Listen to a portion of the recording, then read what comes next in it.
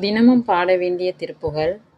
ஏறுமயில் ஏறி விளையாடு முகம் ஒன்றே, ஈசருடன் ஞான மொழி பேசு முகம் ஒன்றே, கூறுமடியார்கள் வினை தீர்க்கும் முகம் ஒன்றே, குன்றுருவ வேல் வாங்கி நின்ற முகம் ஒன்றே, மாறுபடு சூரரை வதைத்த முகம் ஒன்றே, வள்ளியை மனம் புணர வந்த முகம் ஒன்றே, ஆறுமுகமான பொருள் நீயருளல் வேண்டும், ஆதியருணாச்சலம் அமர்ந்த பெருமாளே, ஆதியருணாச்சலம் அமர்ந்த பெருமாளே, ஆதியருணாச்சலம் அமர்ந்த பெருமாளே.